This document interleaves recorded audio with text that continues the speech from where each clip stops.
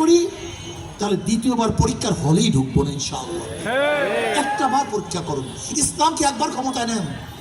রাজি আছেন না ইনশাআল্লাহ? ইনশাআল্লাহ। আমার ছাত্র বন্ধুরা রাজি আছেন ইনশাআল্লাহ? ইনশাআল্লাহ। সাধারণ মানুষরা রাজি আছেন ইনশাআল্লাহ? ইনশাআল্লাহ।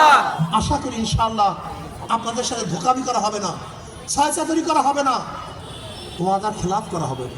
আসুন আমরা সম্মিলিতভাবে আগামীতে ইসলামকে ক্ষমতায় নেওয়ার জন্য সর্বোচ্চ চেষ্টা করি। আল্লাহ আমাকে এবং আমাদের সবাইকে ইসলামের পক্ষে থাকার তৌফিক দান করেন। শেষ আর একটা কথা, যারা নৌকা নির্বাচন করে নৌকা চালাতে পারে না, যারা শিশু নির্বাচন করে নিজেরা ধান কাটতে পারে না, যারা নাঙ্গল নির্বাচন করে নিজেরা নাঙ্গল বইতে পারে না। নৌকা গরিবদের প্রতীক, ধানের শীষ গরিবদের প্রতীক, নাঙ্গল গরিবদের প্রতীক, কিন্তু যারা নির্বাচন করে একজন গরিব না। তার মানে ধোকার সাথে, তাদের কথার সাথে, মার্কার সাথে ধোকামি আছে।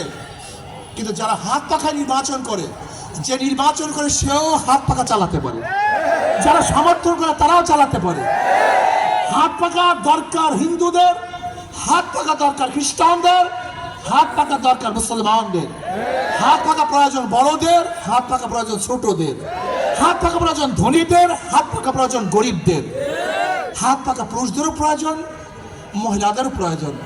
কেউ কার মার্কা নিয়ে বুকে নিয়ে ঘুমায় না, কিন্তু ঘুমের সময় একটা মার্কায় বুকের উপরে থাকে, সেই মার্কাটার নাম হাত পাখা।